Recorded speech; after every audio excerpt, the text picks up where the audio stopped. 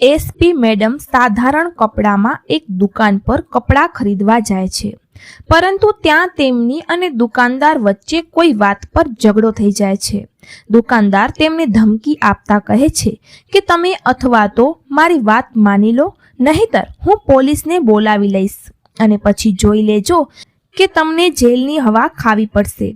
આ સાંભળીને SP madam હસીને કહે છે, ઠીક છે, જો આવી વાત છે તો તમે પોલીસને જ બોલાવો, તેઓ આવીને અમારો નિર્ણય કરી દેશે. એસપી મેડમના મનમાં હતું કે પોલીસવાળા તેમને ઓળખી લેશે અને મામલો ત્યાં જ ઉકેલાઈ જશે. પરંતુ જ્યારે પોલીસવાળા આવે છે ત્યારે દુકાનદાર તેમને કંઈક એવું કહે છે જે સાંભળીને પોલીસવાળા એસપી મેડમને પોતાની સાથે લઈ જવા લાગે છે. આને જોઈને એસપી મેડમ આશ્ચર્યચકિત થઈ જાય છે કે પોલીસે તેમને ઓળખ્યા નહીં અને ઉલટું ગેરરીતિનો સાથ આપી રહી હતી. અને તે પછી વાર્તામાં કંઈક એવું બને છે જેની કોઈએ કલ્પના પણ નહીં કરી હોય. પૂરી વાર્તાની સચ્ચાઈ જાણવા માટે વિડીયોને અંત સુધી જરૂરથી જુઓ. ઉત્તર પ્રદેશના લખનઉ શહેરમાં એક નવી એસપી સાહેબા કવિતા વર્માની નિયુક્તિ થાય છે. કવિતા વર્મા પોતાની ઈમાનદારી માટે ખૂબ જ પ્રચલિત હતી.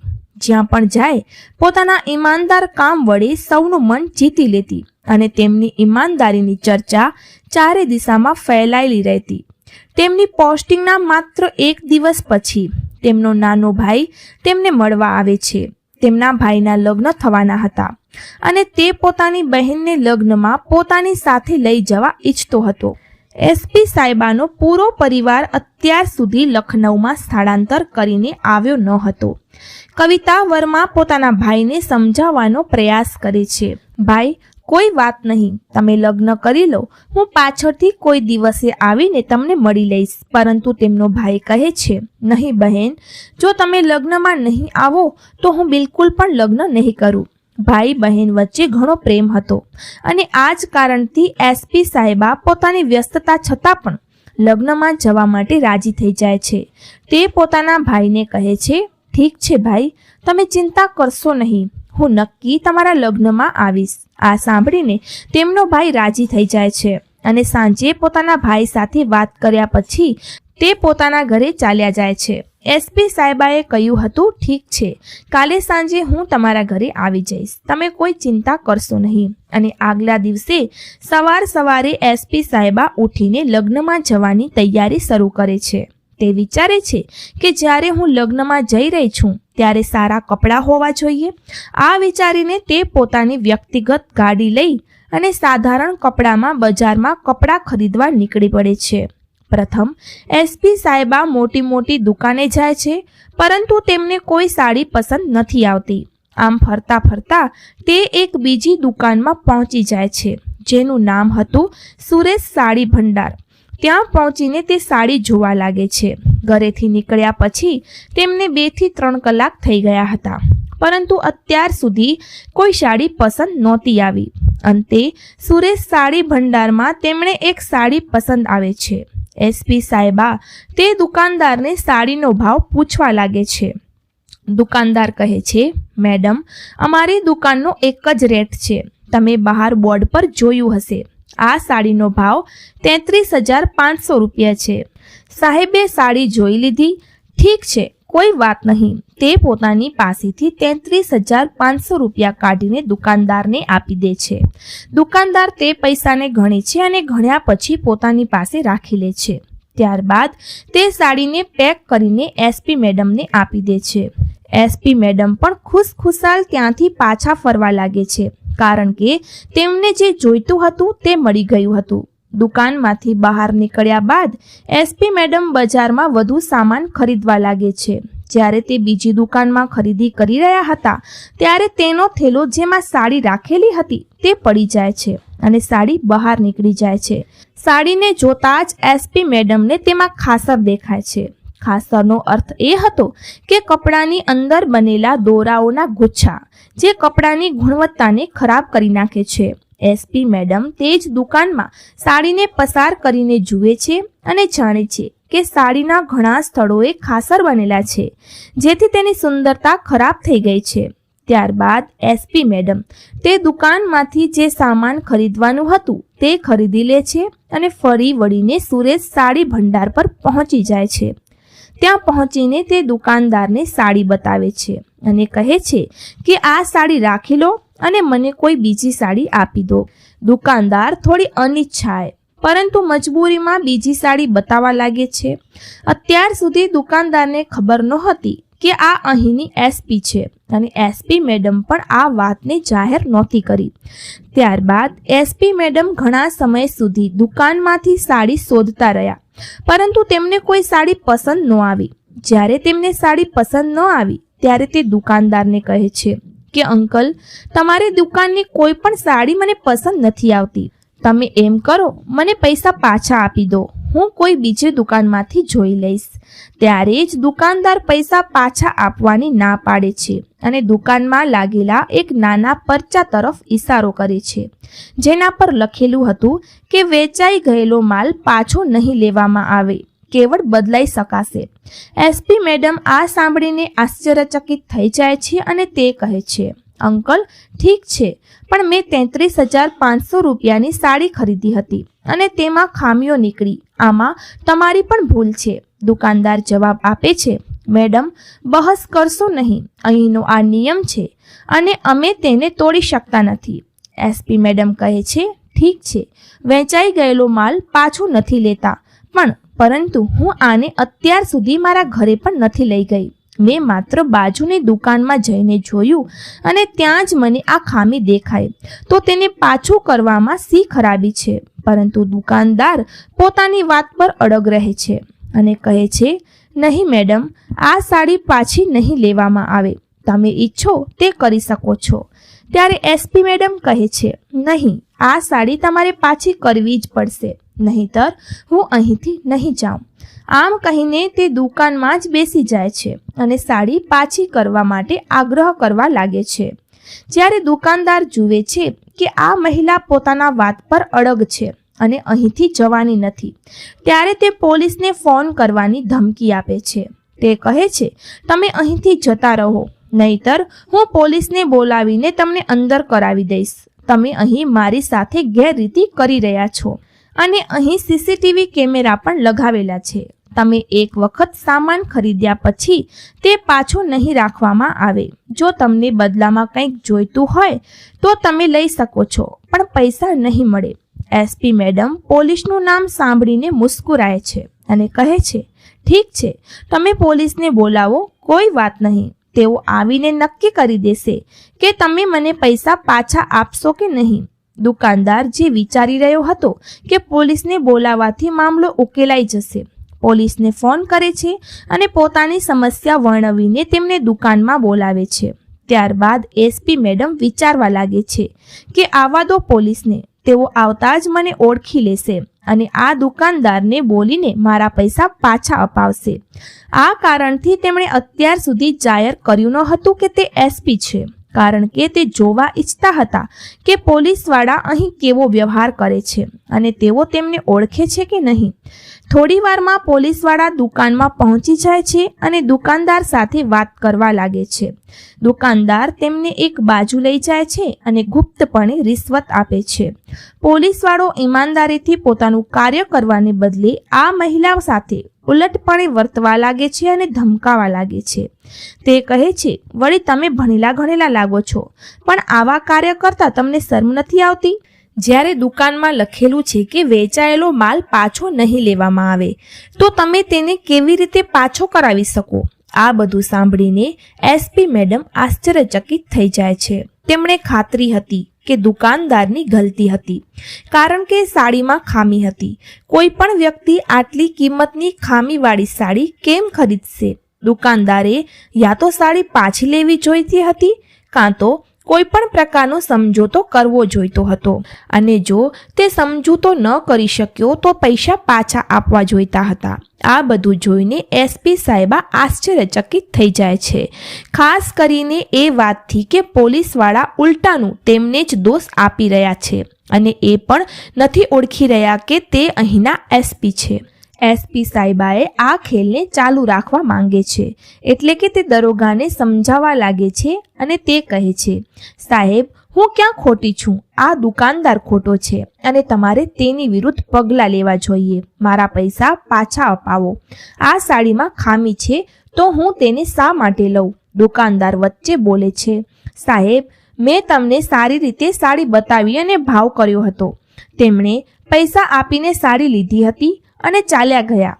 હવે તેઓ પાછા આવ્યા છે. હોઈ શકે કે સાડી બદલીને લાવ્યા હોય. એસપી સાહેબને આ સાંભળીને ખૂબ જ ગુસ્સો આવે છે, પરંતુ તે હજુ પણ જોવા માંગે છે કે મામલો કેવી રીતે આગળ વધે છે. તે દરોગાને કહે છે, સાહેબ, જુઓ, આ એ જ સાડી છે અને આ એ જ દુકાનદારનો થેલો છે.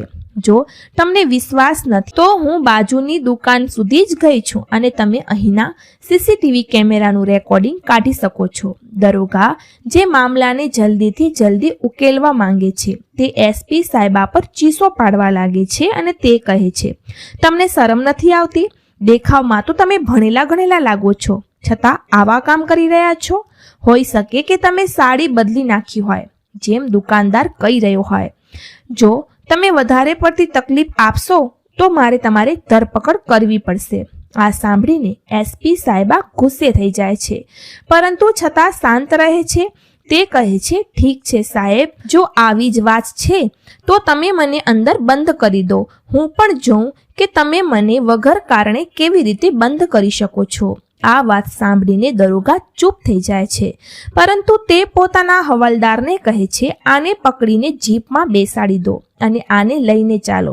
પરંતુ તે જ સમયે એસપી સાહેબા કહે છે, તમે તો કાયદાના રક્ષક છો, પરંતુ તમને એટલું પણ ખબર નથી કે કોઈ મહિલાની ધરપકડ કરતી વખતે એક મહિલા પોલીસ હોવી જોઈએ અને તે પછી તમે મહિલાની ધરપકડ કરી શકો છો.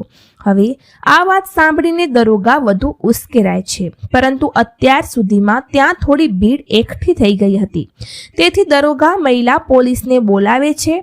હવે જ્યારે ત્યાં મહિલા કોન્સ્ટેબલ આવે છે ત્યારબાદ તે એસપી સાહેબાને પકડીને જીપમાં બેસાડી દે છે અને બજારમાંના બધા લોકો આ બધું જોઈ રહ્યા હતા. પોલીસની સામે કોણ બોલશે એમ વિચારીને બધા લોકો ચૂપ રહે છે અને એસપી સાહેબાને ત્યાંથી પોલીસ સ્ટેશને લઈ જવામાં આવે છે. જેવા જ એસપી સાહેબા પોલીસ સ્ટેશનમાં પહોંચે છે ત્યાં એક પોલીસવાળો હતો જે એસપી મેડમને સારી રીતે ઓળખતો હતો, કારણ કે થોડા દિવસો પહેલા એસપી સાહેબાના ત્યાંથી જ તેની ફરજ હતી અને એસપી સાહેબાની ઈમાનદારી માટે તે ત્યાં પૂરેપૂરી રીતે જાણીતા હતા. શરૂઆતમાં તેને ખબર નહોતી, પરંતુ ધીરે ધીરે તે એસપી સાહેબાને સારી રીતે ઓળખી ગયો હતો અને જેવો જ તે એસપી સાહેબાને પોલીસ સ્ટેશનમાં આવતા જુએ છે કે પોલીસવાળા તેમને પકડીને લાવી રહ્યા છે તો તે એકદમ આશ્ચર્યચકિત થઈ જાય છે. તે આવીને દરોગાને સમજાવવા લાગે છે અને કહે છે કે સાહેબ, તમે બહુ મોટી ભૂલ કરી દીધી છે અને આ ભૂલ માટે તમારે ખૂબ જ પસ્તાવવું પડશે. પરંતુ તે જ સમયે એસપી સાહેબા તે પોલીસવાળાને જોઈને સમજી જાય છે કે તે તેમને ઓળખી ગયો છે, તો તે તરત જ તેને આંખોથી ચૂપ રહેવાનો ઈશારો કરી દે છે અને પોલીસવાળો પણ સમજી જાય છે. એટલી જ વારમાં દરોગા કહેવા લાગે છે, ખોટું શું કર્યું છે? આ અમને પડકારી રહી હતી કે કાયદો અમારાથી સારી રીતે તે જાણે છે, એટલે જ અમે એને ઉપાડીને લાવ્યા છીએ. એક રાત હવાલાતની હવા ખાશે તો એને પણ ખબર પડશે કે કાયદો કાનૂન શું હોય છે. આમ કહીને એસપી મેડમને તેમણે અંદર બંધ કરી દીધા. એસપી મેડમ અંદરથી દરોગાને જુદા જુદા કાનૂનોના નિયમો સમજાવતા કહેવા લાગે છે, તમે આ ખોટું કર્યું છે. રાતના સમયે તો તમે મને અહીં રાખી જ ન શકો, પછી હું એક રાત હવાલાતમાં હવા કેવી રીતે ખાઈ શકું? આ બધું સાંભળીને દરોગાનો ગુસ્સો વધુ વધી જાય છે અને તે ચીસો પાડીને કહે છે, યા તો તું ચૂપ થઈ જા, નહીતર હું કેટલીક મહિલા કોન્સ્ટેબલને મોકલીને તારી સારી રીતે પીટાઈ કરાવી દઈશ. એસપી સાહેબા એનાથી પણ આગળ વધીને તેને જવાબ આપે છે, એવું કેવી રીતે કરી શકો? જો હિંમત છે તો કરી બતાવો. હવે દરોગાનો ગુસ્સો 7મા આસમાને પહોંચી જાય છે. આ સમયે એક પોલીસવાળો જે એસપી સાહેબને ઓળખતો હતો આ બધું જોઈ રહ્યો હતો. દરોગા ગુસ્સામાં આવીને મહિલા કોન્સ્ટેબલને આદેશ આપે છે કે આને સારી રીતે પાઠ ભણાવી દો. જેવી જ મહિલા કોન્સ્ટેબલ લોકઅપની અંદર જવા લાગે છે, એસપી સાહેબા તેમને રોકે છે અને કહે છે, સાવધાન, જો એક પણ પગ આગળ વધ્યો તો આ પછી તે પોતાનું આઈ કાર્ડ કાઢી અને મહિલા કોન્સ્ટેબલની સામે લટકાવી દે છે.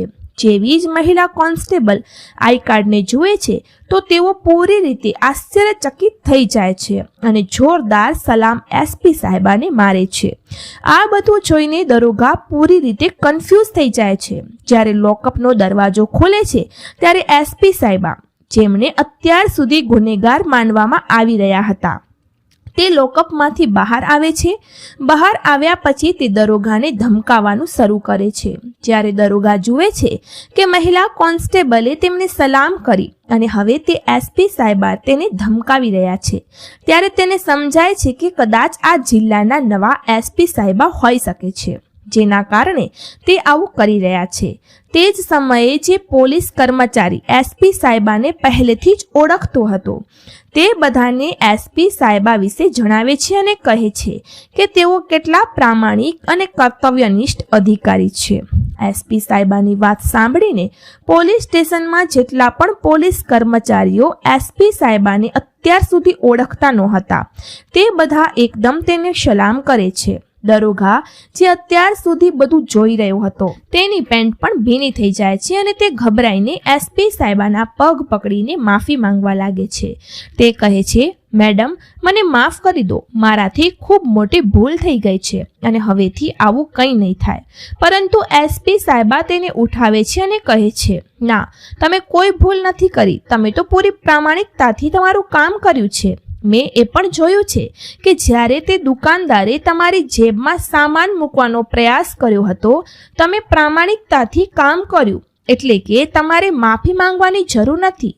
તમે ખૂબ જ પ્રામાણિક છો, પરંતુ તમારી પ્રામાણિકતા લાંચ લેવા પ્રત્યે છે, સરકાર પ્રત્યે નહીં. આ સાંભળીને તે પોલીસ કર્મચારી વધુ શર્મિંદગી અનુભવે છે અને માફી માંગવા લાગે છે. એસપી સાહેબા કહે છે, આ કોઈ ભૂલ નહોતી, તમે ગુનો કર્યો છે અને આ ગુનાની સજા તમને જરૂર મળશે. પછી એસપી સાહેબા ફોન કરે છે અને ઉચ્ચ અધિકારીઓને બોલાવે છે. તેમને બોલાવ્યા પછી તે દરોગાની બધી કરતૂતોને જણાવે છે અને કહે છે કે તાત્કાલિક આના પર કાર્યવાહી થવી જોઈએ. પરંતુ ત્યારે જ ઉચ્ચ અધિકારી કહે છે, મેડમ, એમને છોડશો નહીં. ઉચ્ચ અધિકારીની વાત સાંભળીને એસપી સાહેબા થોડીવાર વિચારે છે. પછી અચાનક તેમને યાદ આવવા લાગે છે કે તે દુકાનમાં લાગેલા સીસીટીવી કેમેરાનો ઉલ્લેખ જે દુકાનદારે એસપી સાહેબાને ધમકી આપતા કહ્યું હતું. તેણે કહ્યું હતું કે આ દુકાનમાં સીસીટીવી કેમેરા લાગેલા છે અને તમારી હરકતો પોલીસ કર્મચારીઓને મળી જશે. એસપી સાહેબાને આ તક મળી જાય છે અને તે તરત જ પોલીસ કર્મચારી સાથે દુકાને જાય છે. ત્યાં તે દુકાનના માલિક પાસે સીસીટીવી ફૂટેજની માંગ કરે છે. સૌ પ્રથમ એસપી સાહેબાએ પોતાનું આઈ કાર્ડ બતાવે છે અને પોલીસ કર્મચારીનો પરિચય દુકાનદારને આપે છે. જેવો જ દુકાનદાર આ સાંભળે છે તો તે ધ્રુજવા લાગે છે અને હાથ જોડીને માફી માંગવા લાગે છે. દુકાનદાર હાથ જોડીને કહે છે, મેડમ, મને માફ કરી દો, મારાથી ખૂબ મોટી ભૂલ થઈ ગઈ છે અને હું તો કંઈ બીજું જ સમજતો હતો. હજુ સુધી ત્યાં કેટલાક લોકો બેઠા હતા જેમણે આ બધું થતું જોયું હતું અને તેઓ આ બધું જોઈને ખૂબ જ આશ્ચર્યચકિત થઈ જાય છે. જે પોલીસ કર્મચારીઓએ આજે ખોટું કર્યું છે અને પોલીસને પકડાવ્યું છે તે પોલીસની ખૂબ જ મોટી અધિકારી છે. આ પછી તે લોકો આ વાત ચારે તરફ ફેલાવી દે છે. મહિલા એસપી તે દુકાનમાંથી સીસીટીવીનું રેકોર્ડિંગ લેવા માટે કહે છે. દુકાનદાર તેમને સીસીટીવીનું રેકોર્ડિંગ આપી દે છે અને આ પછી હાથ જોડીને તેમની પાસે માફી માંગે છે. કહે છે, મેડમ, મને માફ કરી દેજો, મારાથી ખૂબ મોટી ભૂલ થઈ ગઈ છે. હવેથી આવું કંઈ પણ તમને જોવા નહીં મળે. તે જ કાગળ પર જે લખ્યું હતું કે વેચેલો માલ પરત નહીં થાય, તે દુકાનદાર તરત જ તે જ કાગળને ફાડી નાખે છે અને એસપી સાહેબાના પગ પકડવા લાગે છે. પરંતુ ત્યારે જ એસપી સાહેબા તેમણે ઊભા કરે છે અને બધા લોકોની સામે કહે છે, જુઓ અંકલ, તમારી ઉંમર હવે ઘણી વધારે છે અને તમે મારા પગ પકડતા એ સારા નથી લાગતા. હવે તમે જે ભૂલ કરી છે એવી ભૂલ હવે કોઈની સાથે ના કરતા, કારણ કે અહીં જે પણ તમારી પાસે આવે છે તે ગ્રાહક હોય છે અને ગ્રાહક ભગવાનનું સ્વરૂપ હોય છે, તો તેમની સાથે એવો જ વ્યવહાર કરવો. આજ પછી ક્યારે પણ આવું ના કરતા. અને તમારી દુકાનથી જો કોઈ પણ ફરિયાદ મેં સાંભળી તો પછી હું તમારા પર કડક કાર્યવાહી કરીશ અને તમને કોઈ પણ નહીં બચાવી શકે. આવું કહીને એસપી સાહેબા તેમને ચેતવણી આપે છે અને ચેતવણી આપ્યા પછી તે પુરાવો લઈને ત્યાંથી ફરીથી પોલીસ સ્ટેશને જતા રહે છે. પોલીસ સ્ટેશને ગયા પછી એસપી સાહેબા તે પુરાવાને મોટા અધિકારીઓની સામે રજૂ કરે છે અને કહે છે કે આના પર સારામાં સારી કાર્યવાહી થવી જોઈએ, જેથી તે જીવનમાં ક્યારે પણ આ પ્રકારનું કામ ના કરી શકે.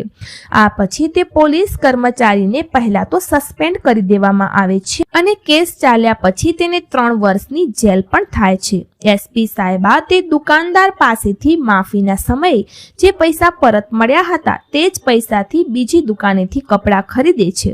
કપડાને ખરીદ્યા પછી તે પોતાના ભાઈના લગ્ન માટે નીકળી જાય છે, પરંતુ જતા જતા તેમને ઘણું મોડું થઈ જાય છે. જ્યારે તેમનો ભાઈ તેમને મોડા થવાનું કારણ પૂછે છે ત્યારે તે આખી વાત પોતાના ભાઈને કહે છે. આ વાતને સાંભળ્યા પછી તેમનો ભાઈ કહે છે, બહેન, આ તો રોજ રોજનું છે.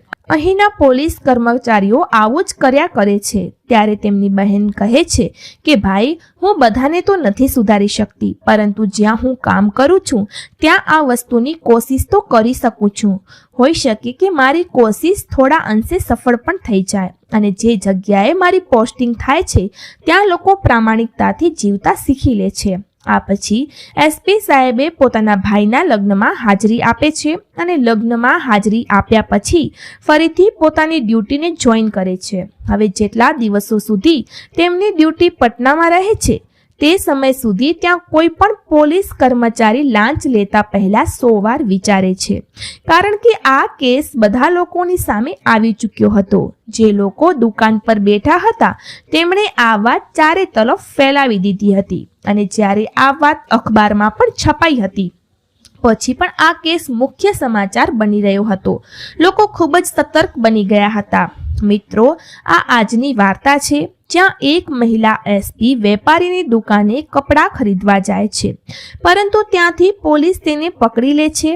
સત્ય અને ઈમાનદારીનો માર્ગ હંમેશા સરળ નથી, પરંતુ આ જ માર્ગ આપણને સાચા લક્ષ્ય સુધી પહોંચાડે છે. આજની આ વાર્તા એક મહિલા એસપીની છે જેણે ન માત્ર પોતાના કર્તવ્ય નિભાવ્યું પરંતુ ન્યાય પણ કર્યો.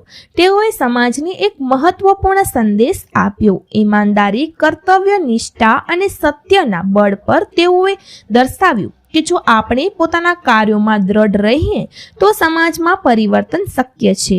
મિત્રો, આ વાર્તા વિશે મારો અભિપ્રાય એ છે તે આપણને શીખવે છે કે ઈમાનદારી અને કર્તવ્ય પ્રત્યેની જે નિષ્ઠા કેટલી મહત્વપૂર્ણ છે.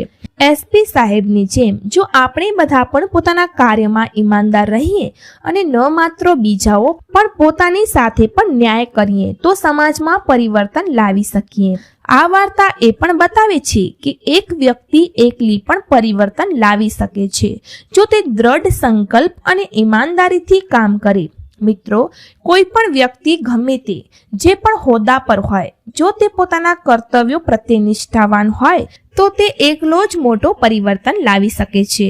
એસપી સાહેબની જેમ જો આપણે બધા આપણા જીવનમાં ઈમાનદારી અને સત્યને અપનાવીએ તો આપણને ન માત્ર પોતાને બહેતર બનાવી શકીએ પણ આપણા આસપાસના સમાજમાં સકારાત્મક પરિવર્તન પણ લાવી શકીએ.